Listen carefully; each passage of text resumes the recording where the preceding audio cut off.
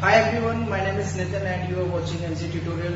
जैसा कि हमने आपको लास्ट के लेक्चर में कुछ 2 क्वेश्चंस आपके होमवर्क के लिए दिए थे, आप लोगों ने कोशिश की होगी सॉल्व करने की। ठीक है, तो देखते हैं वही 2 क्वेश्चंस को सॉल्व करते हैं। अगर आपने किया है तो अच्छी बात है, नहीं तो आप देख सकते हैं इसका सॉल्यूशन।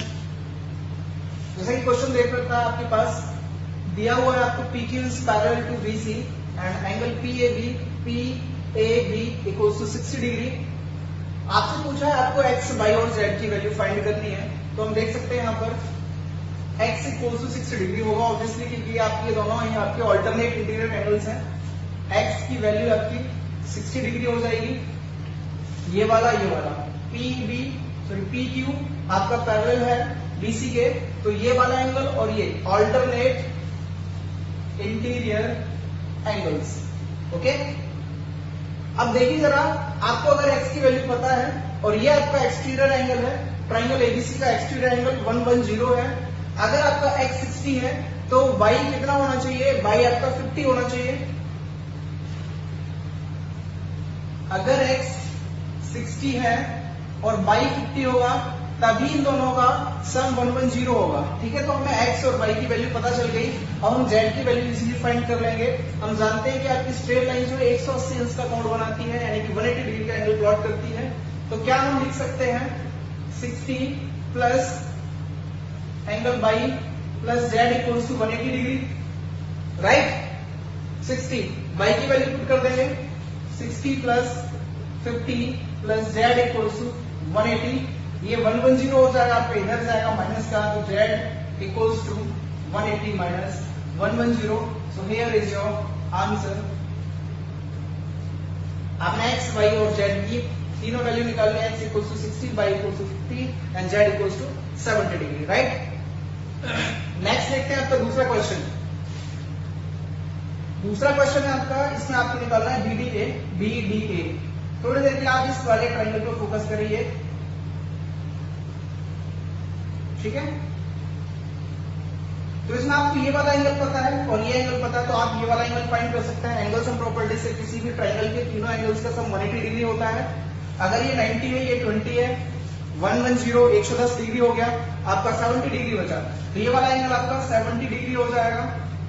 ठीक है, अब देखिए जरा, अब हम इस पे फोकस करते हैं, इस वाले ट्राइंगल पे। इसमें ये वाला एंगल आपको 50 डिग्री दे रखा है और ये वाला एंगल आपको 70 डिग्री दे रखा है। तो क्या आप ये वाला एंगल फाइंड कर सकते हैं? 50 प्लस 70 120। अब ये बचा आपका 60 डिग्री, जो ये आपका BDA एंगल है, इसको हम लिख सकते हैं 60 डिग्री, राइट। तो ये थे आपके 2 क्वेश्चंस के सॉल्यूशन।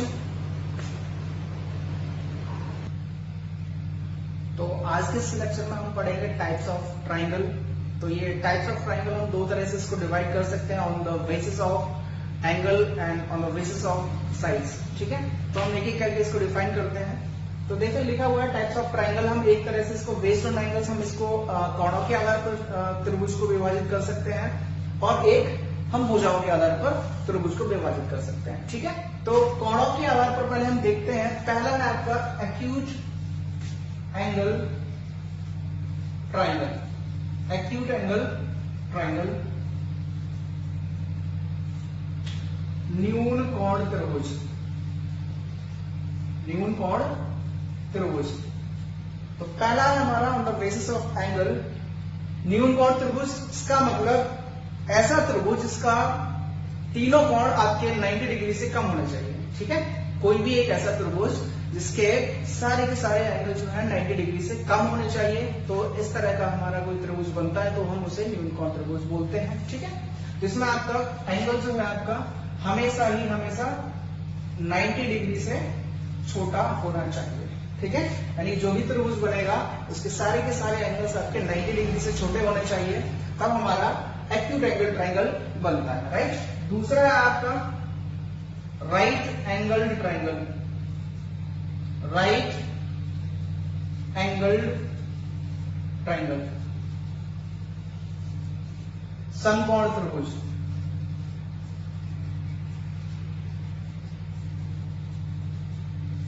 अब ये क्या होता है समकोण त्रिभुज?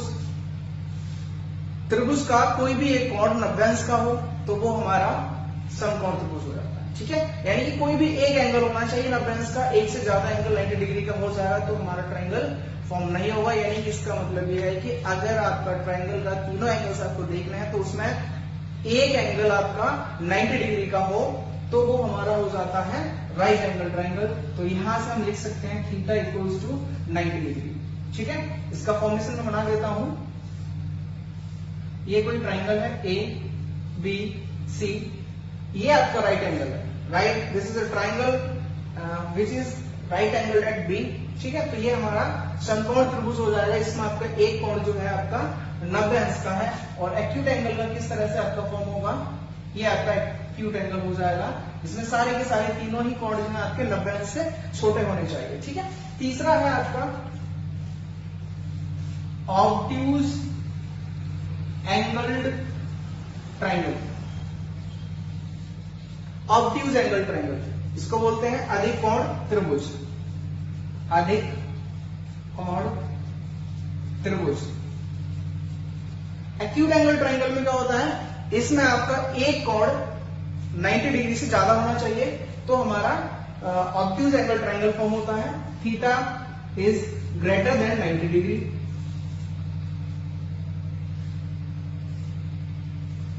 ए बी सी, इस तरह का अगर ट्रायंगल फॉर्म हो रहा है तो वो हमारा ऑब्ट्यूज एंगल ट्रायंगल होगा। इसमें ये वाला एंगल जो है आपका 90 डिग्री से ज्यादा हो पा रहा है। तो ये थे हमारे तीन तरह के ट्रायंगल्स जो कि आपके एंगल्स पर बेस्ड थे। ठीक है, अब हम बात करते हैं ऑन बेस्ड ऑन साइड्स। ठीक है, साइड पे भी हमारे तीन तरह के ट्रायंगल होते हैं। तो पहला है हमारा स्केलन ट्रायंगल, इसको बोलते हैं विषमबाहु त्रिभुज।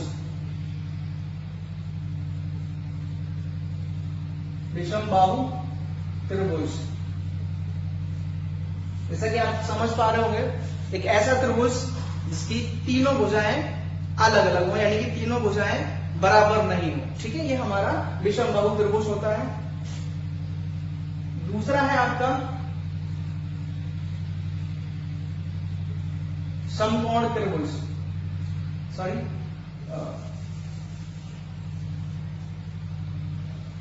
समद्विबाहु त्रिभुज।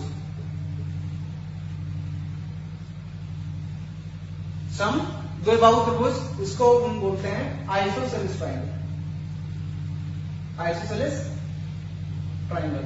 ओके, तो जैसा कि आप वर्ड से समझ पा रहे होंगे, एक ऐसा ट्रायंगल जिसकी कोई भी दो साइड इक्वल हो। ठीक है, ऐसा ट्रायंगल जिसकी कोई भी दो साइड इक्वल हो वो हमारा होता है समद्विबाहु त्रिभुज। जैसे कि मान लिया हमारे पास कोई भी ट्रायंगल एबीसी है जिसमें मान लिया हमने ये वाली साइड इसके इक्वल है, तो ये ए है तो ये भी आपकी ए होगी, ये पॉइंट को जब बी मान लेते हैं ये वाली साइड को। ठीक है, तो इस तरह का जो ट्रायंगल फॉर्म होता है हम उसे बोलते हैं समद्विबाहु त्रिभुज। जैसा फिगर में आप देख पा रहे होंगे कि एक ऐसा ट्रायंगल जिसकी दो साइड्स इक्वल हैं हम उसे समद्विबाहु त्रिभुज बोलते हैं। इसका भी हम थोड़ी देर फिगर बना देते हैं। यहाँ पर ए बी सी, ए बी और सी, यानी कि आप देख पा रहे होंगे एक ऐसा त्रिभुज है जिसकी तीनों साइड्स आपकी अलग अलग हैं। इसको मैं नोटेशन दिया है ए, और ये बी सी को बी से रिप्रेजेंट किया है और ए बी को हमने सी से रिप्रेजेंट किया है। ठीक है, तो इस तरह का ये वाला ट्रायंगल जो फॉर्म होगा हम उसे बोलेंगे विषमबाहु त्रिभुज या असमबाहु त्रिभुज, जिसकी कोई भी साइड्स इक्वल ना हो। ठीक है, सारी की सारी साइड्स अलग अलग होनी चाहिए। तीसरा है आपका समबाहु त्रिभुज।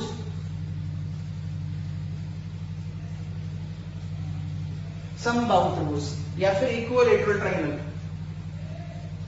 इक्विलेटरल ट्रायंगल, एक ऐसा त्रिभुज, एक ऐसा ट्रायंगल जिसकी तीनों की तीनों साइड्स ही आपकी इक्वल होती हैं, हम उसे समबाहु त्रिभुज कहते हैं। ए बी सी, ये तीनों साइड्स इक्वल होनी चाहिए, ए और ए। ये बहुत खास तरह का एक ट्रायंगल है। इस पे चल के बहुत सारी प्रॉब्लम्स इस पे आती हैं, क्वेश्चंस आते हैं इस पे, बहुत ज्यादा कॉम्पिटिशन एग्जाम्स में बहुत ज्यादा क्वेश्चंस पूछे जाते हैं इस पे। तो यहाँ से आप देख पा रहे होंगे एक ऐसा ट्रायंगल है इसकी तीनों साइड्स इक्वल है, हम इसको समबाहु त्रिभुज या फिर इक्विलेटरल ट्रायंगल बोलते हैं। और इसकी एक और प्रॉपर्टी आपको ध्यान रखना है, इसके सारे के सारे एंगल्स आपके इक्वल रहते हैं और ये इक्वल एंगल है। तो आप समझ सकते हैं ये आपका 60 और 60 डिग्री का एंगल होगा। और यहाँ पर मैंने इससे पहले वाले लेक्चर में यानी प्रीवियस लेक्चर में मैंने आपको बताया था कि अगर कोई भी ट्राइंगल की दो साइड्स इक्वल हैं तो उनसे ऑपोजिट साइड से जो एंगल प्लॉट होते हैं वो भी आपस में कैसे रहते हैं, इक्वल। तो ये वाला एंगल इस एंगल के इक्वल रहेगा। तो ये थे हमारे टाइप्स ऑफ ट्राइंगल। आप चाहो तो इसका स्क्रीनशॉट ले सकते हो या फिर आप इसको नोट कर सकते हो।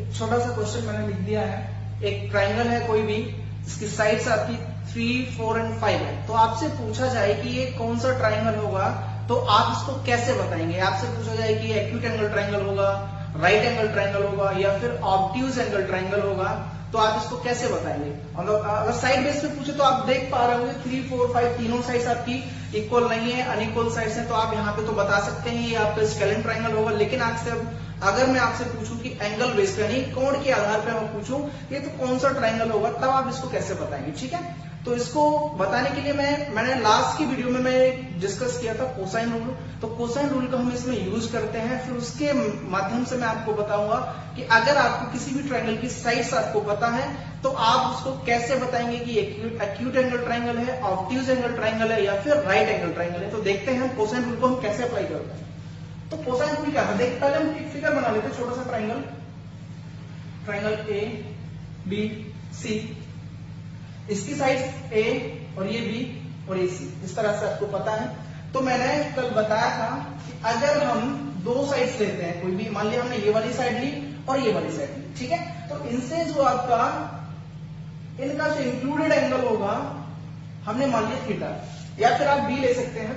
तो कोसाइन रूल क्या कहता है हमारा, cos of b equals to a square plus c square minus b square whole upon 2ac। Okay, तो देखते हैं पहले हमने इससे पिछले अभी थोड़ी देर पहले डिस्कस किया था कि अगर आपके पास कोई भी एक्यूट एंगल ट्राइंगल है यानी कि न्यून कोण त्रिभुज है, तो उसमें मैंने आपको बताया था कि जो थीटा है ना उसकी वैल्यू आपकी हमेशा 90 डिग्री से कम होने वाली है। ठीक है, 90 डिग्री से कम होगी तो क्या आप समझ सकते हैं, थोड़ा सा हम यहाँ पे कार्टेशियन प्लेन बना देते हैं। ये आपका ओरिजिन है और ये आपका फर्स्ट क्वाड्रेंट है, ये आपका सेकंड क्वाड्रेंट है, ये थर्ड है, ये फोर्थ। ठीक है, तो कॉस की बात करते हैं तो जैसे जैसे आपका कॉस की वैल्यू यानी कि थीटा की वैल्यू कॉस के टर्म्स में अगर बढ़ रही है तो हमारा वैल्यू उसका बढ़ता जाता है। ठीक है, अगर थीटा की वैल्यू अगर बढ़ रही है तो हमारा कॉस का वैल्यू घटता जाता है। ठीक है, जीरो पे इसका वैल्यू मैक्सिमम रहता है। ठीक है, तो हमने क्या देखा था कि एक एक्यूट एंगल ट्राइंगल एक ऐसा ट्राइंगल होता है जिसमें आपका हमेशा और हमेशा थीटा जो होगा वो 90 डिग्री से कम होगा। तो आप समझ पा रहे होंगे अगर आपका 90 डिग्री से कम है तो यहाँ पर आपका कॉस का वैल्यू कैसा होने वाला है, बताइए जरा। आप कॉस का वैल्यू आपका पॉजिटिव होने वाला है क्योंकि फर्स्ट क्वाड्रेंट में 90 डिग्री से कम है तो पॉजिटिव होगा। तो यहाँ पर आप क्या लिखेंगे जरा देखिए। तो जैसे कि हम इसमें लिखा हुआ है आपका, जैसे कि मैंने आपको बताया अभी कि कॉस थीटा यानी कि एक्यूट एंगल ट्राइंगल में आपका थीटा जो है हमेशा 90 डिग्री से छोटा होता है और 90 डिग्री से छोटा होने की वजह से यहाँ पे जो कॉस थीटा की वैल्यू है वो पॉजिटिव रहेगी यानी कि positive which is greater than 0। तो हम लिख सकते हैं cos b is greater than 0। तो हम कॉस b की अगर वैल्यू लगाएंगे तो a square plus c square minus b square का whole upon 2ac is greater than 0। हम इसको थोड़ा सा इनइक्वालिटी को सॉल्व करते हैं तो हमारे पास आता है a square plus c square minus b square या फिर a square plus c square is greater then b square.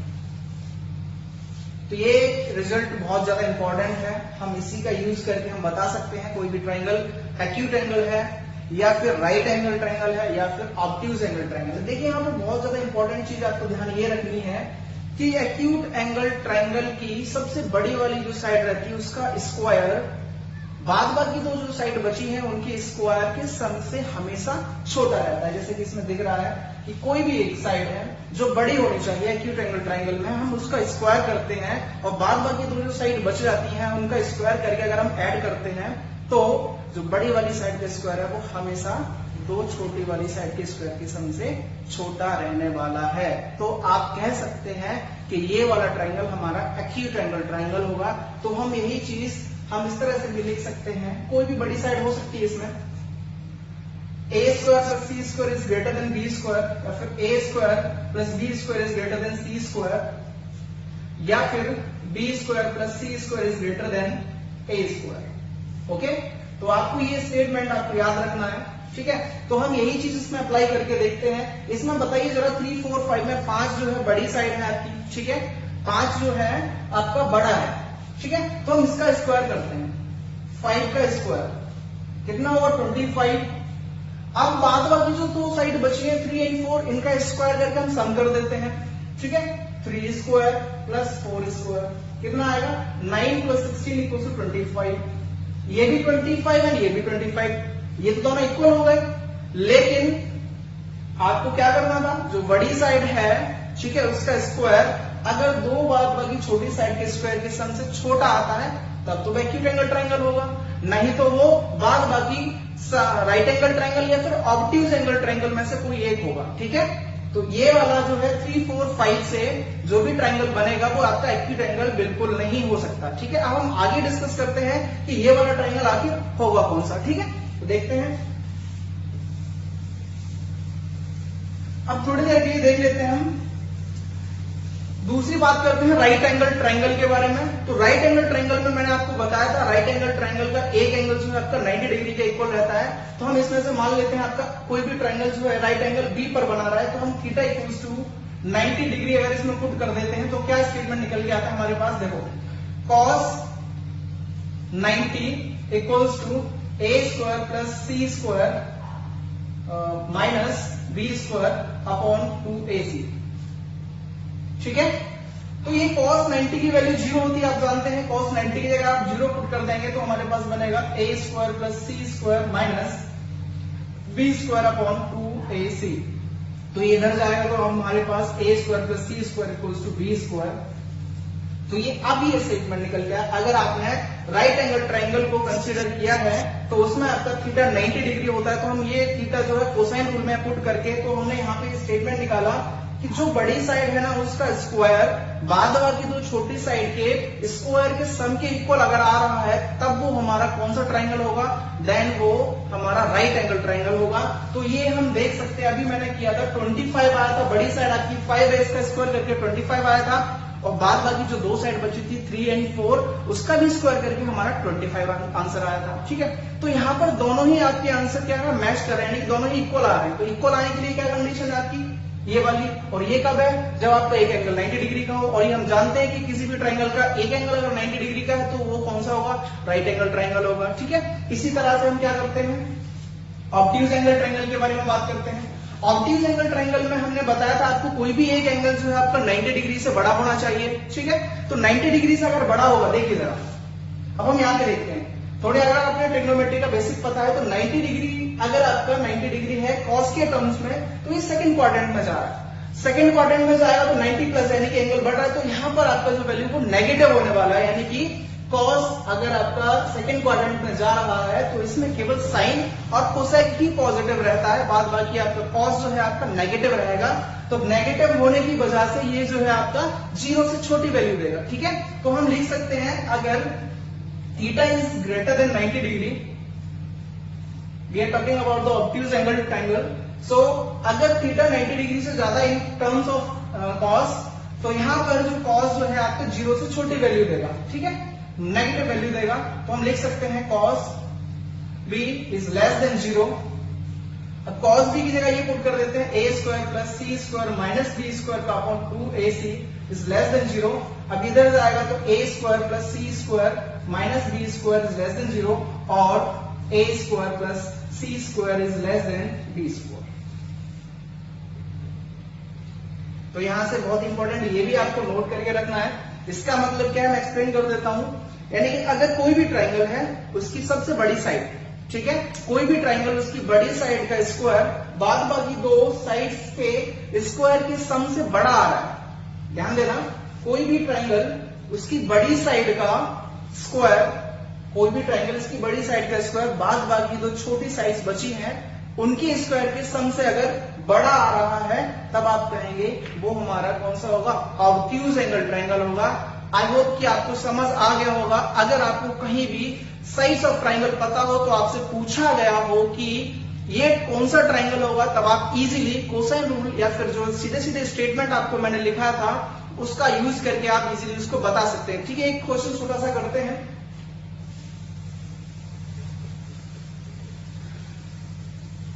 मान लिया कोई भी एक ट्राइंगल है जिसकी साइड से 6, 7 एंड 8। ओके, कोई ट्राइंगल ले लिया मैंने, इसकी साइड से आपकी 6, 7, 8 फिगर से बाहर तो नहीं जा रहा है, ठीक है। ओके, थोड़ा नीचे लिख देता हूं, 6, 7 and 8 these are the sides of a triangle.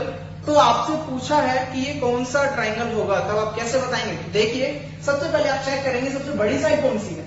आपकी सबसे बड़ी साइड ये है 8, इसका स्क्वायर कर दिया हमने। ठीक है, अभी यहाँ पे हम कोई भी साइन नहीं लगा रहे, ना इक्वल का लगा रहे हैं, ना ग्रेटर का, ना लेस का। ठीक है, तो हम केवल ब्लैंक छोड़ देते हैं यहाँ पे। ठीक है, और बाद में अभी छोटी साइड से 6 स्क्वायर प्लस 7 स्क्वायर। ठीक है, अब देखते हैं कितना होता है। 8 इसको 64, 36 प्लस 49, 64, 6 एंड 9 15, कैरी 1 8, 85। आप देख पा रहे हैं आप क्या बड़ा है आपका, 85 बड़ा है। तो आप 64 इज ग्रेटर देन 85। तो यहां पे आप लिख सकते हैं बड़ी साइड, यानी कि बड़ी साइड जो है 8 square is less than the sum of two small, the sum of the square of two small sides. तो अभी मैंने इससे पहले स्टेटमेंट लिखाया था, अगर किसी भी ट्राइंगल की बड़ी साइड का स्क्वायर बाद बाकी दो छोटी साइड के स्क्वायर के सम से अगर छोटा है, तो वो हमेशा आपका कैसा होगा, एक्यूट एंगल ट्राइंगल होगा, यानी कि न्यून कोण त्रिभुज होगा। तो हम क्या लिख सकते हैं इसको, तो यानी कि 6, 7 और 8 से जो भी ट्राइंगल फॉर्म होगा वो कौन सा ट्राइंगल होगा, एक्यूट एंगल ट्राइंगल होगा। कौन सा, acute angle triangle, acute angle triangle यानी कि न्यून कोण त्रिभुज, न्यून कोण त्रिभुज। ओके, आई होप कि आपको ये समझ आ गया होगा कि आपको किसी भी ट्राइंगल की आपको अगर साइड दे दी जाए तो आप बता सकते हैं इजीली कि वो ट्राइंगल कौन सा होगा। ठीक है, अब हम बात करते हैं एरिया ऑफ अ ट्राइंगल। हम एरिया को कैसे फाइंड करते हैं। ठीक है, अगर आपको किसी भी ट्राइंगल की साइड्स गिवन है तब हम उसका एरिया किस तरह से फाइंड करेंगे। हेरोन्स फॉर्मूला और भी एक दो फॉर्मूला है, उसको डिस्कस करेंगे। और सबसे इंपॉर्टेंट, जिस तरह से लास्ट की वीडियो में मैंने आपको बताया था कि कोसाइन रूल बहुत ज्यादा इंपॉर्टेंट है, उसी की तरह आज मैं आपको साइन रूल डिस्कस करूंगा विद। अब हम डिस्कस करेंगे एरिया ऑफ ट्राइंगल। कोई भी ट्राइंगल आपको अगर गिवन है, उसका साइड्स आपको पता है, then how will you find the area of a triangle. So we will discuss further. सबसे पहले आपको ध्यान रखना है, आपने सुना होगा Heron's formula.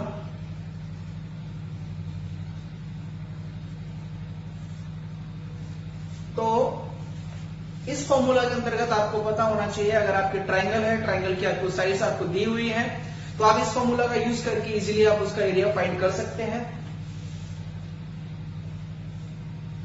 S minus A, S minus B and S minus C। ठीक है, वेयर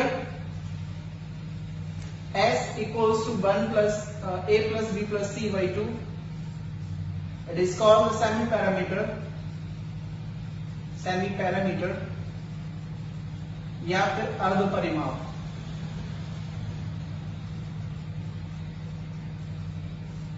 ठीक है, तो S जो है यहां पर इस ट्राइंगल का अर्ध परिमाप है, यानी कि सेमी पैरामीटर है। तो आप सेमी पैरामीटर आप जानते ही हो, sum of all sides of a triangle is called a parameter. और हम इसका हाफ कर देंगे तो हमारे पास सेमी पैरामीटर आ जाएगा, तो इसको हम S से रिप्रेजेंट करते हैं। और S, A, B and C, इसकी वैल्यू अगर आप इस फॉर्मूला में पुट कर देते हैं तो हमारे पास ट्राइंगल का एरिया फाइंड हो जाएगा। राइट, हम दूसरा बात करते हैं, area equals to 1/2 base into height. Okay, triangle का अगर आपको बेस पता है, आधार पता है और उस ट्राइंगल की ऊंचाई आपको पता है, तो आप उसका एरिया निकाल सकते हैं 1/2 आधार गुणा ऊंचाई से। एक और फॉर्मूला आता है आपका, मान लिया मैं थोड़ी देर के लिए समझ लेता हूं कि ये यहां से आपने एक वर्टेक्स से आपने ड्रॉ किया एक परपेंडिकुलर, जो कि इसके बेस पर किसी पॉइंट डी पर आके मिलता है, और आपको ये दो साइड्स पता है। और इन दो साइड से इंक्लूडेड एंगल जो आपका है थीटा, ये मान लेते हैं हम, ये आपको पता है, तब आप इसका एरिया कैसे फाइंड करेंगे? देखिए जरा, क्या आपको यहां पर देखिए, आपको दो साइड्स पता है, इसका एच अगर फाइंड कर लेते हैं इसका हाइट, तो देखिए area equals to 1/2 base into height. Okay, तो यहां पर देख पा रहे हैं आप, ये वाली साइड आपको पता है, ये वाली साइड आपको पता है, बेस आपको पता है, बेस कितना है, और ये इंक्लूडेड एंगल आपको पता है, तब आप कैसे करेंगे? 1/2 बेस क्या है आपका, ए है, और एच ये वाली हाइट।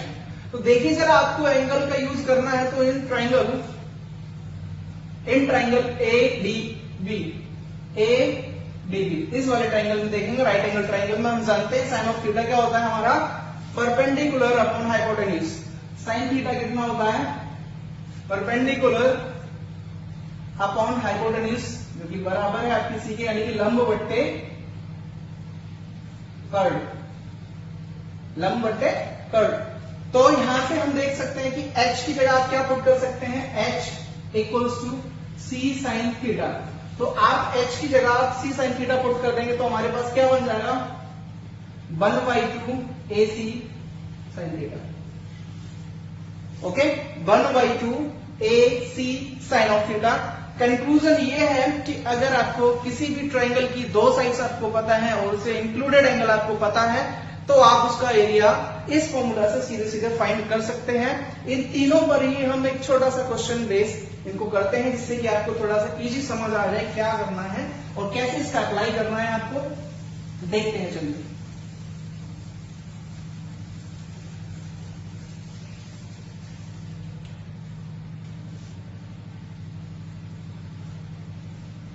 ओके, तो पहला क्वेश्चन है आपके पास, कोई भी एक ट्राइंगल है ए बी सी और इसकी साइड्स आपको गिवन है 6, 7 एंड 8।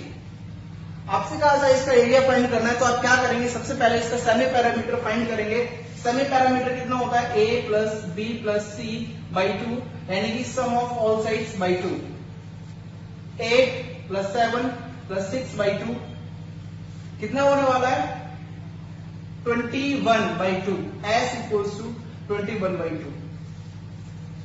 ओके, अब देखिए हम जानते हैं एरिया का फॉर्मूला जो रहता है s minus A, s minus B, s minus C. Okay, तो s का वैल्यू पता है हमें, a का वैल्यू पता है, b का वैल्यू पता है, c का वैल्यू पता है, हम इसमें वैल्यू पुट कर देंगे। हमारे पास जो कैलकुलेशन करने के बाद जो आंसर आएगा वही हमारा इस ट्राइंगल का एरिया रहेगा। चलो हम देखते हैं इसको। s के लिए आपको 21/2 पुट करना है। s 21/2 माइनस a की जगह आप 8 पुट कर दीजिएगा, 21/2 माइनस b की जगह आप 7 पुट कर दीजिएगा, और यहां पर 21/2 माइनस 6। ओके, कैलकुलेशन करते हैं हम यहाँ पे। 21/2 8 + 5/2। कैलकुलेशन अगर मिस्टेक होती तो आप चेक कर लीजिएगा एक बार। 7/2 12 9/2। ओके, तो देखिए यहाँ पे 2 और 2 के एक पेयर बनाए तो यानी 1/4 तो बाहर आ जाएगा।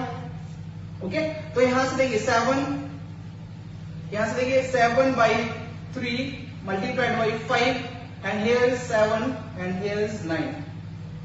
7 पेयर, यहां से 3 बाहर आ गया तो 7 और 3 1/4, ये 7 का एक पेयर और 9 से एक 3 बचा अंदर 3 √15। तो इसको लिख सकते हैं 21/4 √15 यूनिट स्क्वायर।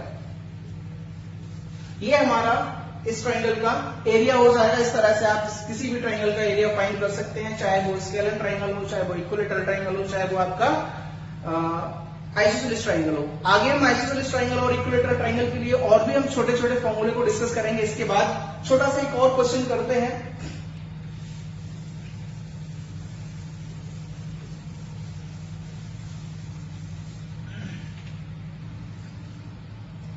अगला क्वेश्चन है, एक फिगर दिया हुआ है आपको ए बी सी, और ये एंगल आपको पता है 30 डिग्री, और ये आपको साइड पता है कुछ भी ले सकते हैं 5 और 6। ओके, तो अभी मैंने एक बताया था फॉर्मूला, अगर आपको ट्राइंगल का दो साइड पता है और उन दो साइड से बनने वाला एंगल यानी इंक्लूडेड एंगल आपको पता है, तब आप इसका एरिया कैसे फाइंड करेंगे। तो वो देखते हैं, area equals to 1/2 product of given sides और उनके बीच में जो इंक्लूडेड एंगल है वो उसका साइन लेते हैं आप। तो ये हमारा फॉर्मूला बन जाएगा, यहां से आप काट सकते हैं 3 टाइम्स 15 इंटू साइन 30 की वैल्यू 1/2 7.5 यूनिट स्क्वायर। ये हमारा इस ट्राइंगल का एरिया हो जाएगा, राइट। आप समझ गए होंगे, अगर आपका किसी भी ट्राइंगल का दो साइड्स दे रखे हैं और उनसे इंक्लूडेड एंगल आपको अगर पता है, तो आप ये वाला एरिया का फॉर्मूला लगा के इसका आप इजीली आंसर कर पाएंगे, ठीक है।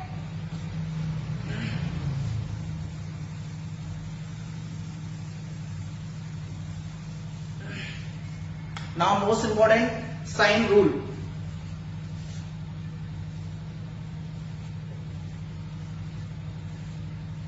साइन रूल क्या होता है, जैसे कि हमने लास्ट वीडियो में हमने डिस्कस किया था, ये ऊपर जा रहा है। लास्ट वीडियो में हमने डिस्कस किया था कोसाइन रूल, कुछ वैसा ही रूल है आपके लिए जो बहुत ज्यादा इंपॉर्टेंट रहेगा। तो देखते हैं इसमें क्या रहता है। मान लिया हमारे पास कोई भी ट्राइंगल है ABC, A B C, ये साइड A है, ये B है और ये C। तो साइन रूल हमारा कहता है sine of A upon A equals to sine of B upon B equals to sine of C upon C। ये हमारा साइन रूल है, यानी कि ये वाला साइन का एंगल और इसके अपोजिट साइड का रेशियो, और ये वाला एंगल इसके अपोजिट साइड का रेशियो, और ये एंगल इसके अपोजिट साइड का रेशियो हमेशा कांस्टेंट रहता है, यानी कि सेम रहता है। तो ये होता कैसे है, क्यों होता है, हम क्वेश्चन मार्क लगा देते हैं। अगर हम इसको प्रूफ करते हैं तो हमारे कॉन्सेप्ट और अच्छे से क्लियर होते हैं। तो हम देखते हैं ये आपका कंसिक्वेंस कहां से आया, हम इसको देखते हैं, ठीक है। तो देखते हैं हम यहाँ पे अगर एक परपेंडिकुलर ड्रॉ करें, तो ये H मान लिया हमने, इसका हाइट ये है, और ये आपके पास पूरा दे रखा है A, ये पॉइंट कोई D मान लेते हैं, ये X हो गया, तो ये A माइनस X हो जाएगा, राइट। ये एंगल B है, ये एंगल C है, ये एंगल A है। तो हम इसमें देखते हैं साइन ऑफ B कितना हो जाएगा आपका, बताइए जरा। Sine B perpendicular upon hypotenuse H upon C, या फिर आप इसको लिख सकते हैं H equal to C sine B in triangle ADB। हम इसमें ADB में देख रहे हैं, ये लिख सकते हैं आप, चलो इन ट्राइंगल ADB, ये वाला ट्राइंगल। अब देखते हैं हम ये वाला triangle, in triangle ADC, in triangle ADC। इस वाले ट्राइंगल में देखेंगे तो साइन C कितना हो जाएगा आपका, sine C equals to perpendicular upon hypotenuse. इसमें परपेंडिकुलर ये रहेगा, हाइपोटेन्यूज आपका B हो जाएगा। तो यानी कि परपेंडिकुलर H है आपका, हाइपोटेन्यूज आपका B है। तो यहां से हम क्या करेंगे, तो H equals to V sine V लिख सकते हैं। अब देखिए जरा इक्वेशन, इसको फर्स्ट मान लेते हैं, इक्वेशन इसको सेकंड मान लेते हैं। दोनों इक्वेशन को हम इक्वल कर देंगे, क्योंकि H की वैल्यू आपकी C साइन B है और यहाँ पे H की वैल्यू B साइन C है। क्या हम इन दोनों को इक्वल कर पाएंगे, क्योंकि यहाँ पर भी H के बराबर, ये भी H के बराबर है। तो हम इसको लिख सकते हैं C sine B equals to B sine C। तो क्या हम इसको ये नहीं लिख सकते sine B upon B equals to sine C upon C। Similarly इसी तरह से हम इसको लिख सकते हैं sine A upon A equals to sine B upon B equals to sine C upon C, या फिर इसका रेसिप्रोकल भी हमारा बिल्कुल सही होगा। हम इसको ये भी लिख सकते हैं A upon sine A equals to B upon sine B equals to C upon sine C। ये भी आपका रिजल्ट बिल्कुल सही है और ये भी आपका रिजल्ट बिल्कुल सही है, राइट। तो ये बहुत इंपॉर्टेंट आपका साइन रूल है, आप इसको नोट कर सकते हैं, ठीक है।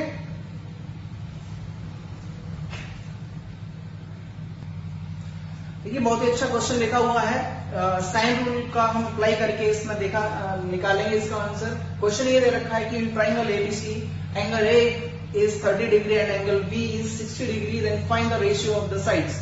यानी कि आपके पास एक त्रिभुज दे रखा है, उसके दो कोण पता है आपको, एक कोण A बराबर दिया है 30 अंश और कोण B बराबर दिया है 60 अंश, तब आपको बताना है उस त्रिभुज की भुजाओं का अनुपात क्या होगा। ठीक है, तो इसके लिए हमें क्या करना है, सबसे पहले तो तीसरा एंगल इसका फाइंड करना होगा। तीसरा एंगल फाइंड करने के बाद हम साइन रूल अप्लाई कर देंगे तो हमारा आंसर आ जाएगा। चलो देखते हैं इस क्वेश्चन को। ये कोई ट्राइंगल है आपके पास ए बी सी, हमने इसका नाम दे दिया। इसमें दिया हुआ है angle B 30 degree, angle A 30 degree, angle B 60 degree. तो बचा हुआ जो एंगल सी होगा कितना होगा, angle A plus angle B plus angle C equals to 180 degree. Angle sum property से हम जानते हैं कि किसी भी ट्राइंगल के इंटीरियर एंगल्स का सम 180 डिग्री होता है। तो ये हमने लिख दिया यहाँ पर। एंगल ए पता है आपको, एंगल बी पता है, एंगल सी आप फाइंड कर लेंगे। तो angle C equals to 180 minus 60 minus 30, तो एंगल सी आपके पास हो जाएगा 90 डिग्री। आपको तीनों एंगल पता चल गए, तो क्या आप लिख सकते हो, मान लिया हमने ये साइड ए है, ये वाली साइड बी है और ये वाली साइड सी है, तो क्या आप लिखेंगे साइन 30 अपॉन ए, या फिर आप लिख सकते हैं A upon sine 30 equals to B upon sine 60 equals to C upon sine 90। और ये हमेशा कांस्टेंट रहता है, तो हमने मान लिया इसके सामने ये आपका कांस्टेंट कोई के है। तो यहां से देखिए जरा ए का वैल्यू कितना आएगा, A equals to K sine 30। Similarly B equals to K sine 60 and C equals to K sine 90।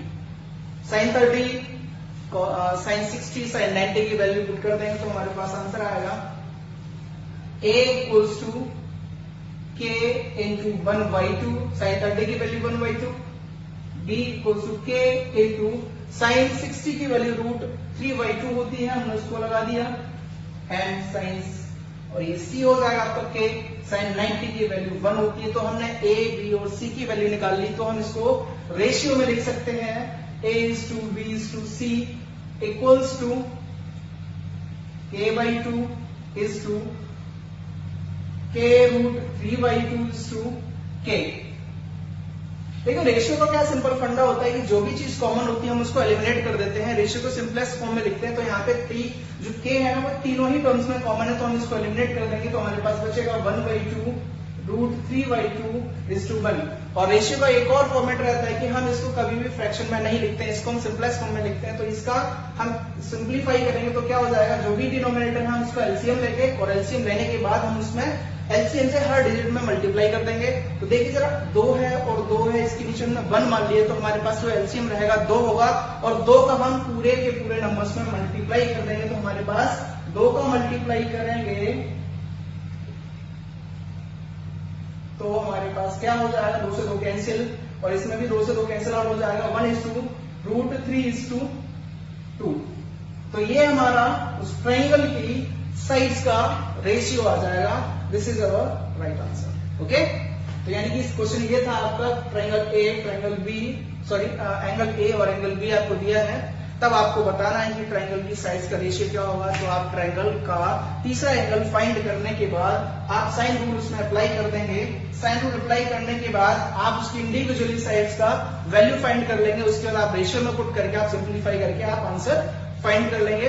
तो आज की वीडियो में हम इतना ही रहने देते हैं। अगली वीडियो में हम पढ़ेंगे interior bisector theorem and exterior bisector theorem. तो जैसा कि आपको ये समझ आ गया होगा तो आप इसको नोट कर सकते हैं। अगर आपको ये वीडियो अच्छा लगा हो तो इस वीडियो को ज्यादा से ज्यादा लाइक करें, शेयर करें और मेरे चैनल को ज्यादा से ज्यादा सब्सक्राइब करें। और अगली क्लास को बंक करने की कोशिश ना करें, क्योंकि अगला जो टॉपिक है बहुत ज्यादा इंपॉर्टेंट होने वाला है। और ये सब बेसिक क्लियर देख रहे होंगे आपने, मेरा चौथा वीडियो है सीरीज का। चौथी वीडियो में मैंने बिल्कुल जीरो से स्टार्ट किया था, पॉइंट से स्टार्ट किया था, और देखिए लेवल कहां पर आ गया है, साइन रूल, कोसाइन रूल, और आप फील कर पा रहे हो थोड़ा बहुत कुछ ना कुछ हमने नया सीखा है। और आप मेरे साथ अगर बने रहेंगे तो आप, मैं उम्मीद करके कह सकता हूं कि आप विद इन 10 डेज आपको बहुत कुछ हासिल होने वाला है। तो बने रहिए मेरे साथ और मेरे वीडियोस को देखते रहिए और लाइक करते रहिए। अगली वीडियो में मिलते हैं कल। Bye bye.